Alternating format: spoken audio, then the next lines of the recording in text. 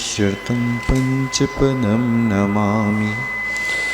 अर्हन्त भाष्यर्थं गणहरदेवी गन्त्यं सपं पडमामि वत्तिजतो शरणाणमोहिं शिरसा इच्छामि वन्ते शुद्धभक्ते कौशगुकोतशालोचीम् अंगोऽङ्गपौडे पावडे प्रियममि शुद्धपरिमाणोपभगे चूलिया जीवशुद्धते द्वैतं कायं शयनिच कालम् अंचेमि पूजेमि वन्दामि डोंशामि दुःखको कमको भूयिलाओ सुगैगमनं समाहि मरणं जिनगुणसम्पत्ति हो मज्जम् अथेऽपरानिकया स्वाध्यायवेलायां पूर्वाचार्यानुक्रमेण सकलकर्मक्षयार्थं भावपूजावन्दनास्तौ समेतं श्री आचार्यभक्तिकायोत्सर्गं करोमः। समग्रे पञ्चविहाचारकरणे सन्दर्शे शिष्यानुकुशले दमायिरे सदा वन्दे गुरुभक्तिसञ्जमीडे अतरन्ति संसारसायरं घोरं छिन्नते अट्ठकमजमणमरणं न पावन्ति ये नित्यमृतमन्त्रो होमनिरता ध्यानाग्निहोत्राकुला षट्कर्मा विरतास्तपोधनधना साधुक्रिया साधुवा शीलप्रवरणा गुणप्रहरणा चन्द्रार्कतेजोदिका मोक्षद्वारकपाटपाटनभटा प्रीणन्तु मां साधुवा गुरुवापन्तु नो नित्यं ज्ञानदर्शननायिका चारित्रारूढो गम्भीरा मोक्षमार्गोपदेशिका इच्छामि वन्ते आयर्भक्तिकौशगुकोतशालोचीं स्मरणान् समदर्शन समचयुक्तानं पञ्चविहाचाराणाम् ऐराणम् आयरादेशुणवदेशणं वज्जयणं त्रियणगुणपालडरणं सविशाऊढं शयनिचकालम् अंचेमि पूजेमि वन्दामि डोंशामि दुःखको कमको भूयिलाओ सुगैगमनं समाहि मरणं जिनगुणसम्पत्ति हो मज्जं वन्दितु शवसिद्धे धूमचलमनोभवं गयं पत्ते वोच्चामि शमै पाहुर्मिडमोषै केवली भगवम्।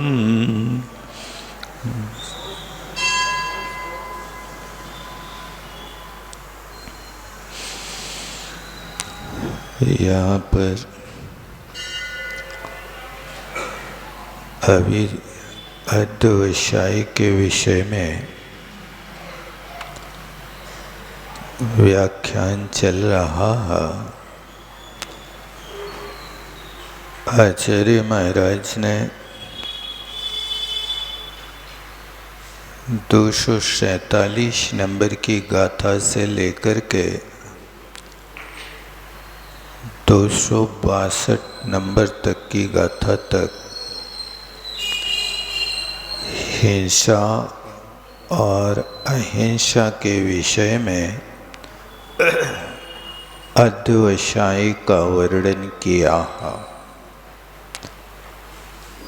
अभी चूँकि अध्यवसाय समाप्त नहीं हुआ, लेकिन अब नई चीज़ यहाँ पर समझने को मिलेगी, जिससे ये बात अच्छी तरह से समझ सकेंगे कि आचार्य कुंद स्वामी का अभिप्राय क्या है।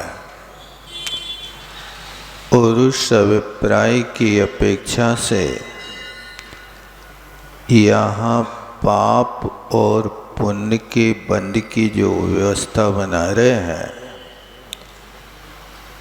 तो क्या एक ही पात्र को यहाँ पर अध्यवसाय में गर्वित करके जिस क्रिया से पाप का बंध होता है, उसी क्रिया से पुण्य का बंध होता है, इस बात की जो लोगों ने धारणा बना रखी है, उस धारणा का निराकरण आज की इन गाथाओं से स्पष्ट होगा। इसके लिए आचार्य भगवान 263-64 नंबर की गाथा का उत्थान का प्रस्तुत करते हैं। अथ अध्यवसायम् पाप पुण्यो बंध हेतुत्वेन दर्श्यति। अब कहते हैं अध्यवसाय। अध्यवसाय का मूल अर्थ होता है अधि उपसर्ग पूर्वक बस धातु से अध्यवसाय बना है। वसति रहता है। अब अधि उपसर्ग लग गया तो अधिवसति ये आधार को सूचित करने वाला होता है। तो अधि अवसाय यानी अध्यवसाय जो शब्द बना कि आपका निवास कौन से परिणामों में हो रहा है। हिंसा के परिणाम में आपका वास है अथवा अहिंसा के परिणाम में वास है। इस बात को यहाँ पर लेकर के कथन कर रहे हैं। तो अध्यवसाय को पाप पुण्यो, पाप और पुण्य के बंध का हेतु रूप से यहाँ दर्शन कराते हैं, प्रकट करते हैं कि किस तरह से ये अध्यवसाय, कौन सा अध्यवसाय पाप का कारण है और कौन सा अध्यवसाय पुण्य का कारण है। इसके लिए कहते हैं एवं अलिये दत्ते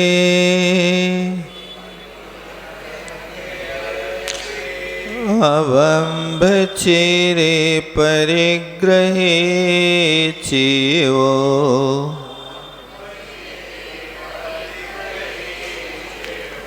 कीरई अज्जवसाण जमतेन दुवज्जये पावं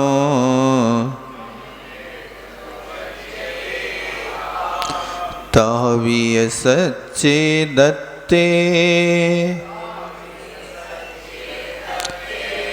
बंबे अपरिग्रह तणे चेव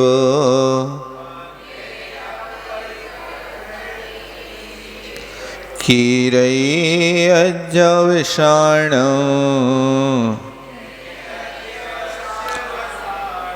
जमतेन दुवज्जये पुण्य।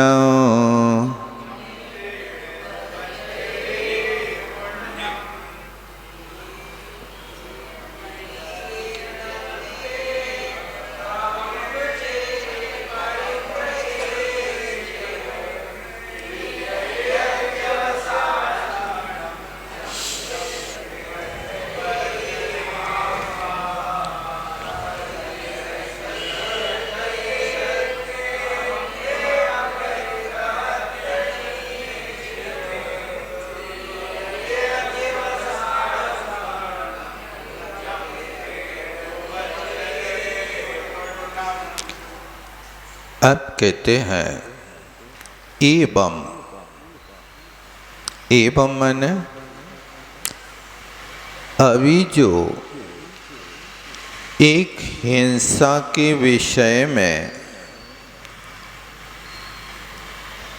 कथन किया, अब उसके आगे और भी कथन बाकी है। एवं माने इस प्रकार। अलीक में, असत्य भाषण में, अदत्त में बिना दी हुई वस्तु के विषय में एक एक के साथ अध्यवसान लगाना। अलीक भाषण में अध्यवसान,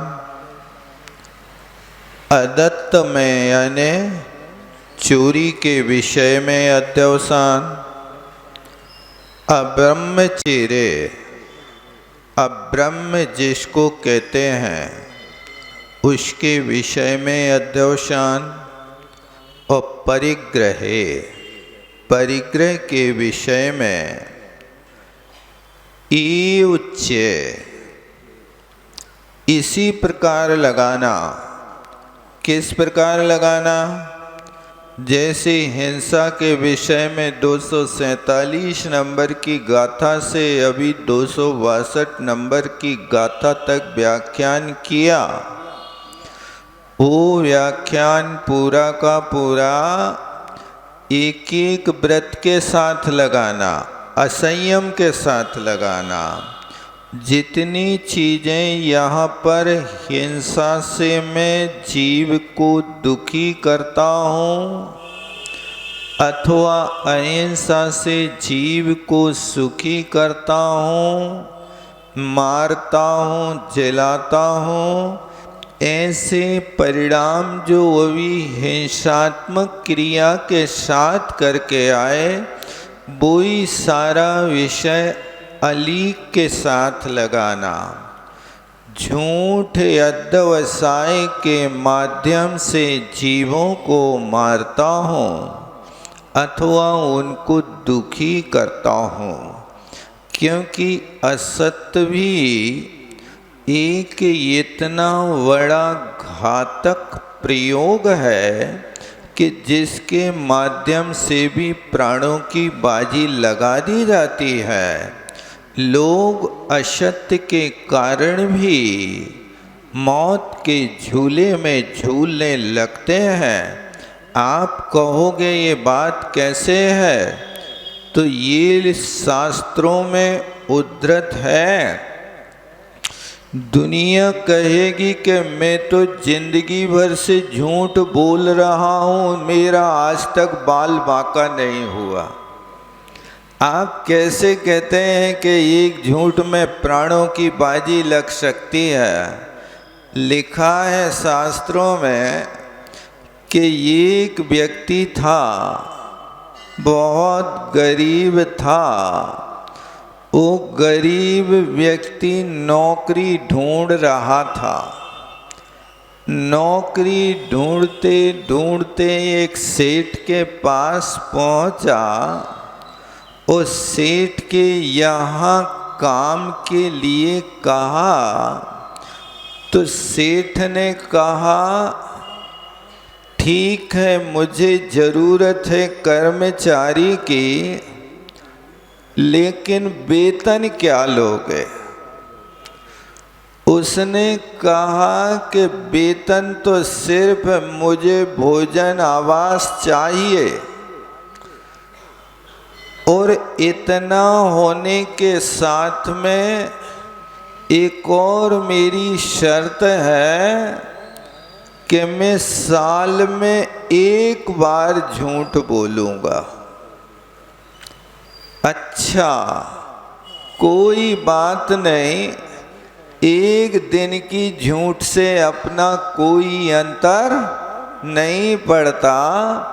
ऐसा सेठ ने कहा कि चलो भाई, हर्रा लगाना फिटकरी, भोजन में भोजन कर लेगा, आवास में कोई कमरे के एक कोने में पड़ा रहेगा, अपना तो कुछ लगा ही नहीं। भगवान ने बड़ी कृपा करी, फ्री का गुलाम भेज दिया। ठीक है, काल व्यतीत हुआ और उस व्यक्ति ने बहुत ईमानदारी से 1 साल काम निकाला। अब जब साल का अंत हुआ तो व्यक्ति कहता है, सेठ जी अब हमारा वेतन का दिन आ रहा, मैं कल झूठ बोलूँगा। हाँ बेटा बोल लेना। तो ये बात संकेत भी कर दी। अब जब दूसरा दिन हुआ तो दूसरे दिन आया, यहाँ अपने घर से काम धाम करके दुकान पे आया और दुकान पे आते ही सेठ के कान भरता है, सेठ जी हम क्या बताएं, हमसे तो देखा नहीं जा रहा, तुम पूरे दिन भर यहाँ दुकान पे डटे रहते हो और सेठानी तो पता नहीं कौन के घर में घुसी रहती है, हमसे तो देखा नहीं जा रहा, इतने दिनों में आज पहली बार आपसे संकेत कर रहे हैं। अच्छा, क्या ऐसा भी है? आज तक तो कभी मुझे समझ में नहीं आया कि मेरी पत्नी परघर जाती है, पर पुरुष से संबंध रखती है। ये तो आपने आज मेरे कान खोल दिए। अब मैं इसको देखता हूँ।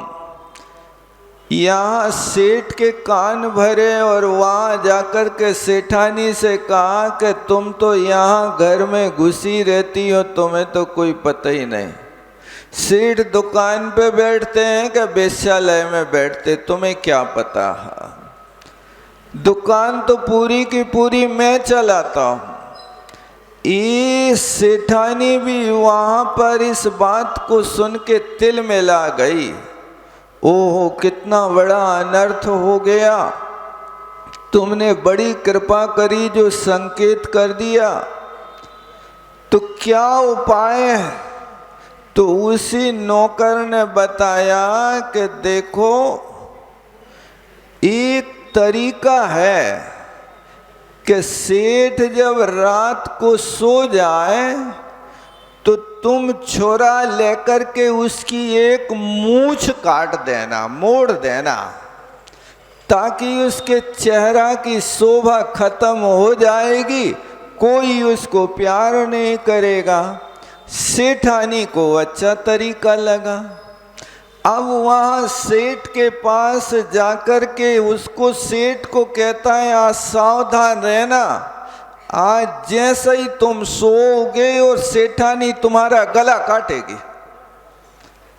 ये दोनों को इस तरह से कान फूंक करके जब रात हुई और शाम को सेठ घर पे जा करके अंतव करके और सोने लगा, तो आज तो सोना क्या था? आज तो सोने का बहाना था। आज सेठानी गला काटने आएगी और पहले से मुझे तैयार रहना है। अब वहाँ पर सोए और दुपट्टा चद्दर ढक करके घुर्राटे लेने लगे। सेठानी ने सोचा कि सो गए जे तो सो उनने लई छोरा और एक मूछ चद्दर खोल करके जैसे ही काटने को हुआ तो सेठ उठा, हाथ पकड़ के उसके हाथ से छोरा लेके सेठानी के गर्दन पे मारने लगा। तो नौकर ने आकर के कहा, महाराज क्या कर रहे तुम? क्यों? ये आज मेरा गला काट रही थी, तुम्हें सुराख मिल गई सो तुमने हमारे प्राण बचा ले। अच्छा, ये बात है। अब दोनों के घमासान को देख करके उस नौकर ने कहा, बस बस सेठ जी, हमारा वेतन हो गया। क्या बात है? बोले, हमने तो 1 साल पहले कही थी कि 1 दिन की झूठ बोलेंगे। जब 1 दिन की झूठ बोलने पर प्राणों की बाजी लगने लगी, समझ का अभिप्राय बदल गया। तो यहाँ लोग तो कह रहे हैं हम जिंदगी भर से बोल रहे आज तक गर्दन नहीं कटी। बेटा गर्दन नहीं कटी ऐसा कोई तुम्हें दुभाषिया भड़काने वाला कोई नौकर नहीं मिला, लेकिन जिस दिन ऐसा व्यक्ति मिल जाए तो झूठ का फल तत्काल मिल जाए। इसलिए एक दिन का झूठ भी जीवों के प्राणों का घात करने वाला अध्यवसाय परिणाम बन जाता है। इसलिए जैसे वहाँ कहा कि मैं जीवों को मारता हूँ, मैं जीवों को दुखी करता हूँ, ये हिंसा का परिणाम था, हिंसा का अध्यवसाय था। वो ही हिंसा का अध्यवसाय असत्य के साथ भी लगाना कि असत्य बोलने वालों के साथ भी ऐसे ही अध्यवसाय होते हैं, और अदत्त के साथ भी यही होता। क्योंकि यहाँ चोरी करने का भी भाव अध्यवसाय की कोटि में है। चोरी बिना दी हुई किसी की वस्तु लेने पर परस्पर में प्राणों की बाजी लगा दी जाती है। आचार्य अमृतचंद स्वामी ने तो यहाँ पुरुषार्थ सिद्धि उपाय में दूसरों के धन को कहा कि वो धन जीवों का 11वां प्राण है। 10 प्राण तो तुम्हारे साथ एनी टाइम है, लेकिन धन भी 11वां प्राण है। क्यों है? क्योंकि अन्नम वै प्राणा, अन्न से प्राणों की रक्षा होती है। अन्न कहाँ से आता है? धन से आता है। इसलिए उसको भी प्राणों की कोटि में माना जाता है। इसलिए बिना दी हुई वस्तु भी अध्यवसाय का कारण है और अबंभ है। ये जो वासना है इसके कारण तो जीव कई भवों तक एक दूसरे के पीछे बुरे भाव करके लड़ते मरते रहते हैं।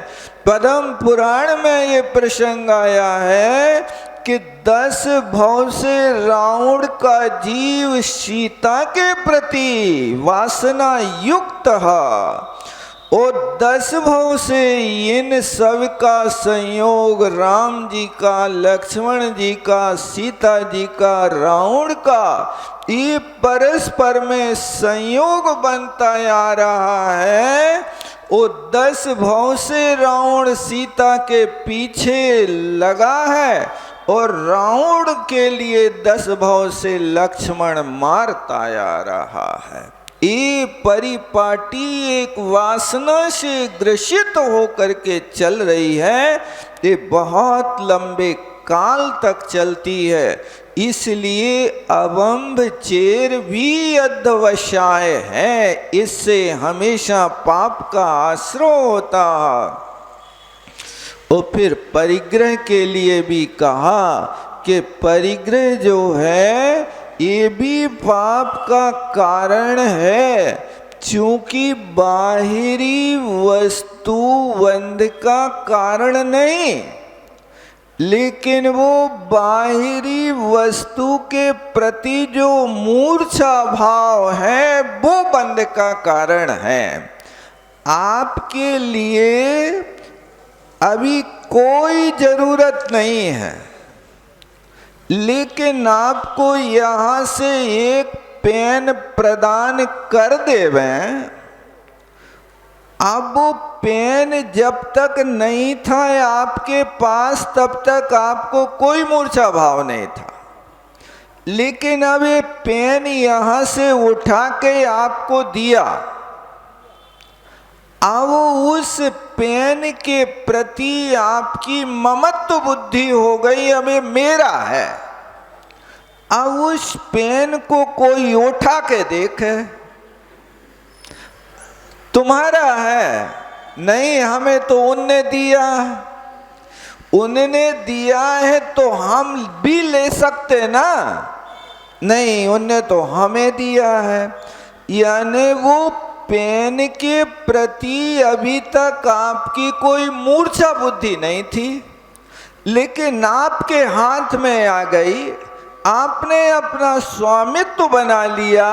अब वो स्वामित्व आपके लिए बंध का कारण हो गया। आपने स्वीकार कर लिया ये मेरा है, बस ये मेरा भाव आते ही मूर्छा चालू होती और मूर्छा बंध का कारण होती। इसलिए मूर्छा परिग्रह, उमा स्वामी महाराज ने जो परिभाषा बनाई परिग्रह की, वो वहां परिग्रह की परिभाषा मूर्छा परिग्रह कहा है।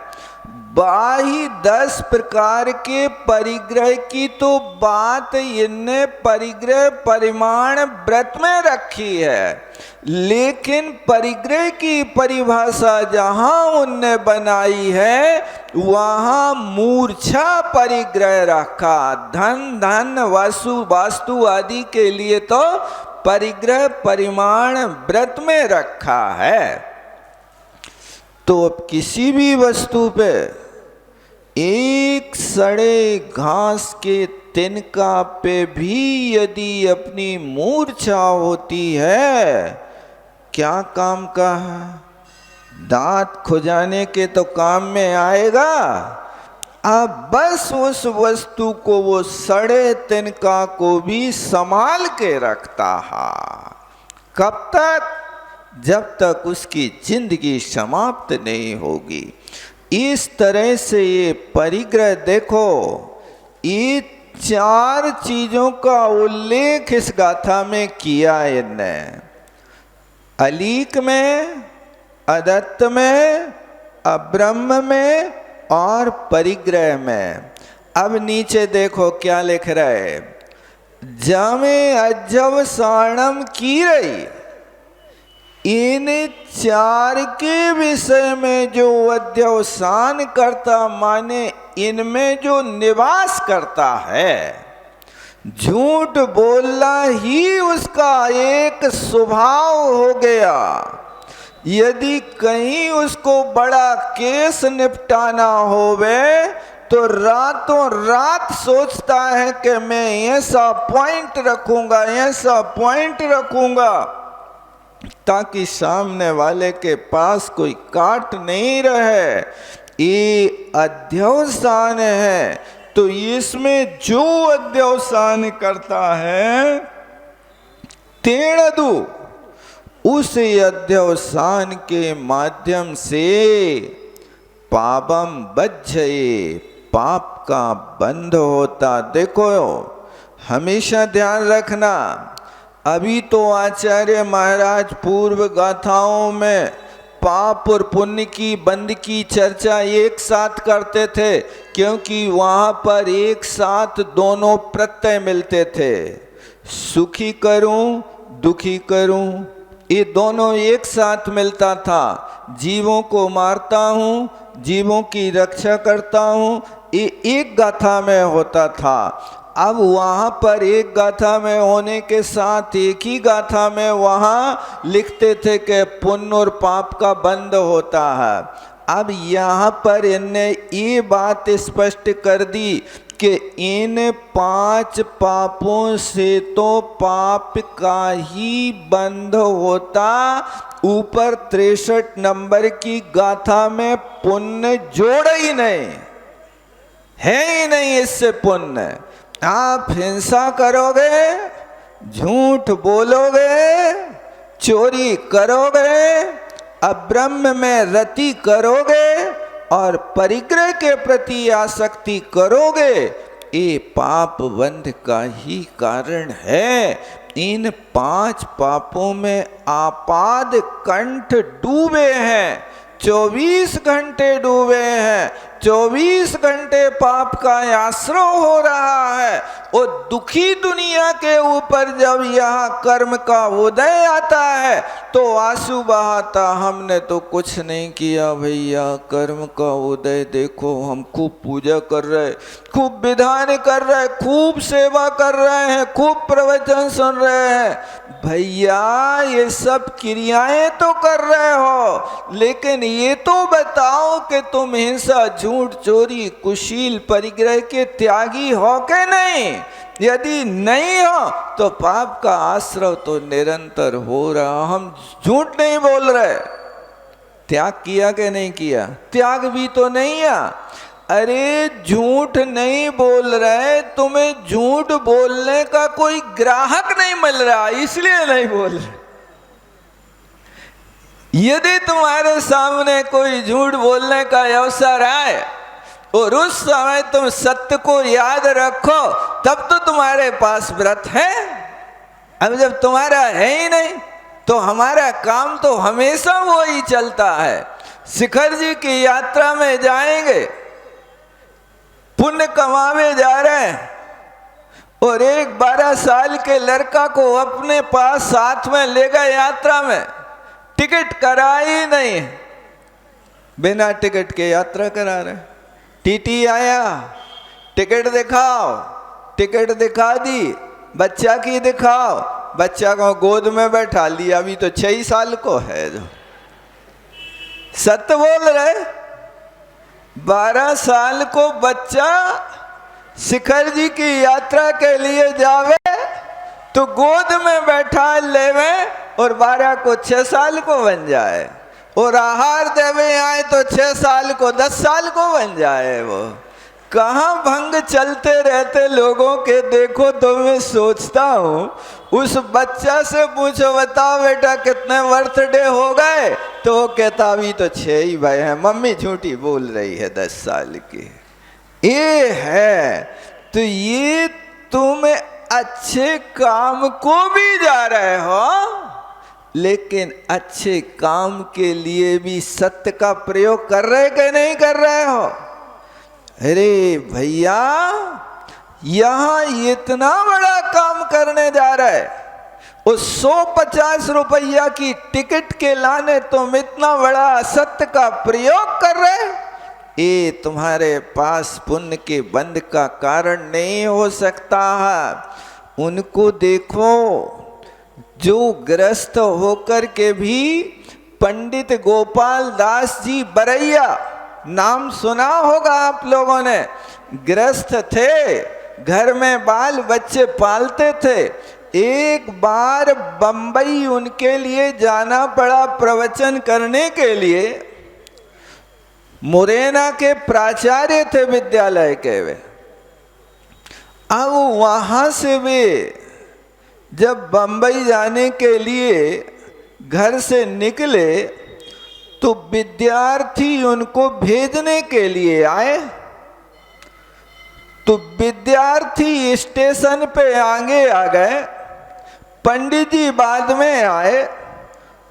तो पंडित जी का जो सामान था वो सामान विद्यार्थियों के हाथ से भेज दिया, और पंडित जी ने कहा भैया 17 किलो का वजन तो रेल में फ्री जाता है, तुम जल्दी जाकर के ये हमारे थैला है इनको तुलवा लेना। ये 17 किलो से ज्यादा के होए तो तुम लगेज बनवा लेना। ये पंडित जी ने विद्यार्थियों को संकेत किया। अब वहां गए और वो लगेज तोला तो 19 किलो का निकला। 17 किलो का नियम था। अब वो लगेज जब 19 किलो का निकला, वो लगेज बनवावे गए तो वहां विद्यार्थियों ने सोचा 1-2 किलो में क्या अंतर पड़ता, चलेगा इतना तो नहीं बनवाना लगेज। अब वो पंडित जी को गाड़ी पे बैठाल दिया, गाड़ी चालू हो गई, और पंडित जी ने पूछा कि लगेज बनवाया कि नहीं? नहीं पंडित जी, ज्यादा लगेज नहीं था, 2 किलो ज्यादा है, 19 किलो का वजन है, ज्यादा नहीं है, इतना चलेगा।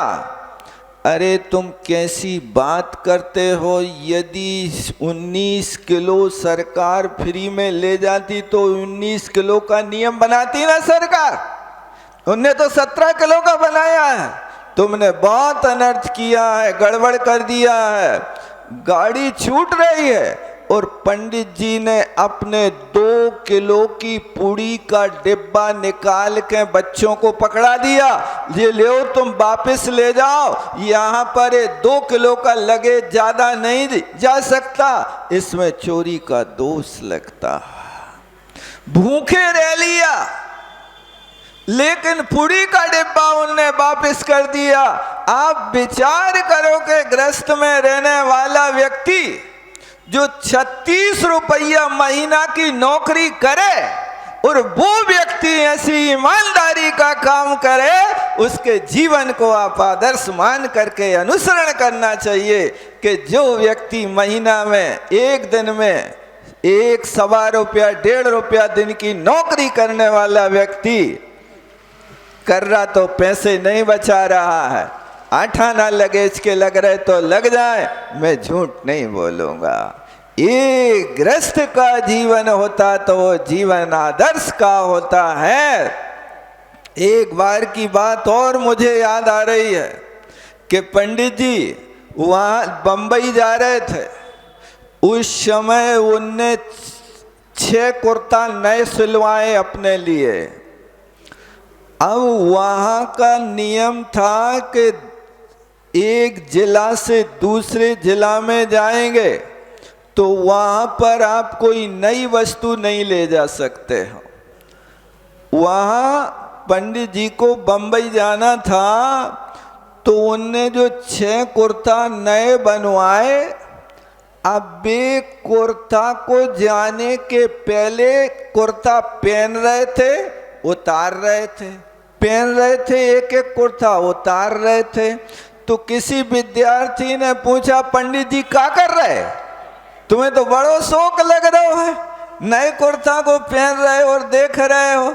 बोले नहीं भैया, हम इन कुर्तों को पुराना कर रहे हैं पैर पैर करके, नए कुर्ता ले जाने के लिए निषेध है, नई वस्तु नहीं ले जा सकते हो, इसलिए इन कुर्तों को मैंने पहन लिया, अब ये पुराने हो गए, अब इनको हम ले जा सकते हैं। देखो क्या सोच है। ये व्रतों को पालने वाले लोगों के अंदर के परिणाम होते हैं कि कहीं एक छोटी सी भी चूक हमारे अंदर से ना हो जाए, इतनी सावधानी रखते हैं। ऐसी सावधानी होती है तो पुण्य कर्म का आश्रय होता है, अन्यथा नहीं रखते हो तो गाथा को बहुत ध्यान से देखो।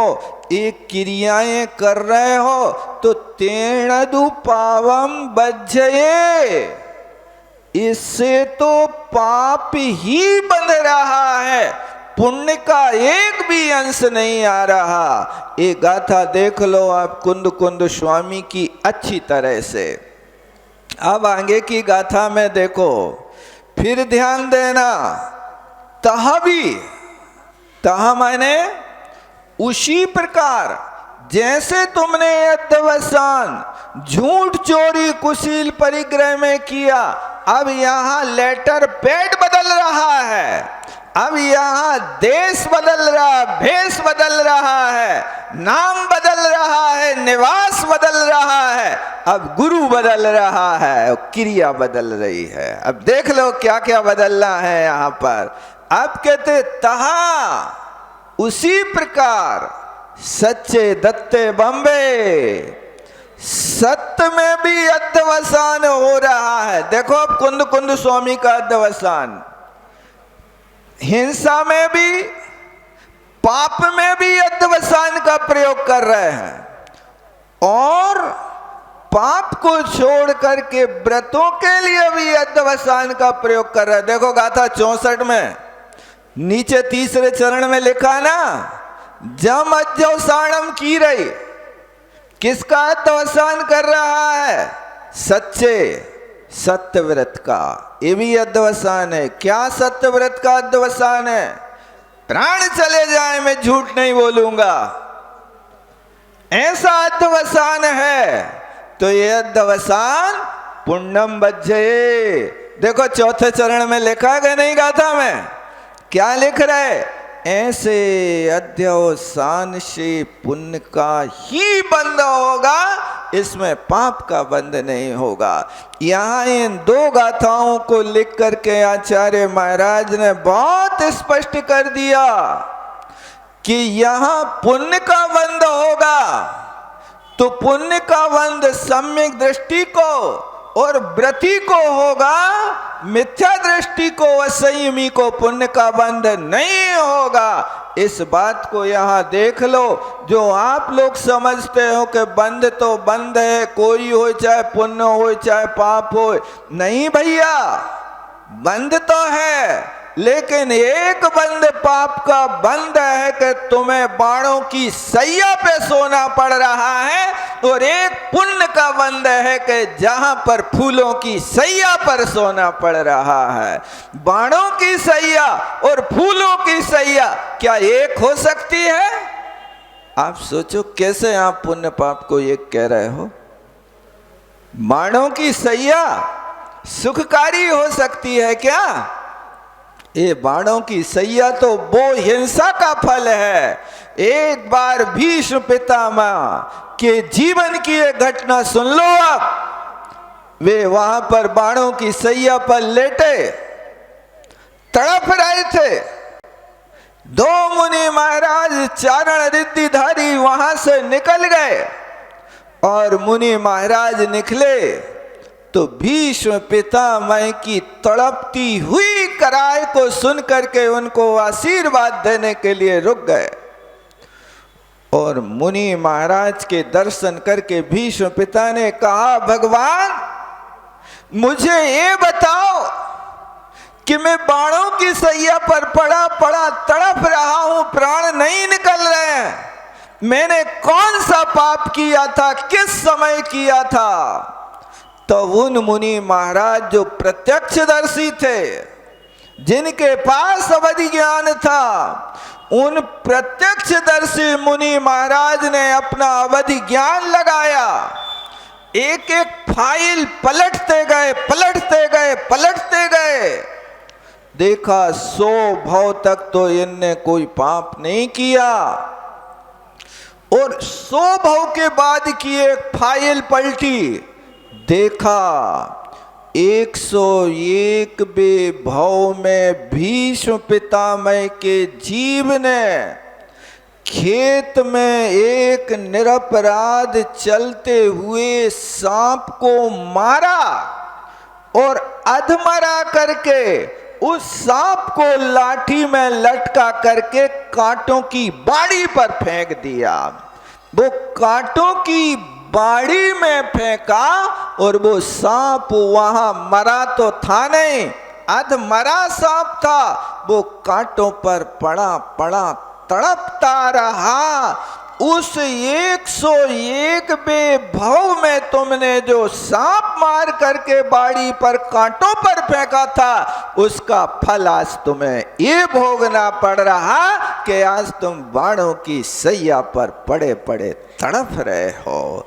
ये विचार करो कि ये कर्म पाप का जो बंध किया वो हिंसा से किया है, और वो बंध आज तुम्हें इतने भव के बाद फल प्रदान कर रहा है, और पुण्य बंध हो रहा। तो ये सत्य बोलने का भी कुंद कुंद स्वामी अध्यवसाय में कह रहे हैं। ये पुण्य का कार्य होगा, ये भी अध्यवसाय कहलाएगा। यानी पाप का कार्य होगा वो आर्त रौद्र ध्यान होगा, और पुण्य का कार्य होगा ये प्रवृत्ति रूपक धर्म ध्यान होगा। इस धर्म ध्यान को भी कुंद कुंद स्वामी अपनी भाषा में अध्यवसाय कह रहे हैं। यहाँ अध्यवसाय से लोग सिर्फ एक आर्त ध्यान और रौद्र ध्यान ही समझते हैं, लेकिन जब सत्य का यहाँ पर अध्यवसाय होगा तो सत्य व्रत किसके पास होगा बताओ? अणुव्रती के पास होगा। और जो अणुव्रती होगा वो देव शास्त्र गुरु का श्रद्धानी होगा कि नहीं होगा? देव शास्त्र गुरु का श्रद्धानी सम्यक दृष्टि होगा। बस।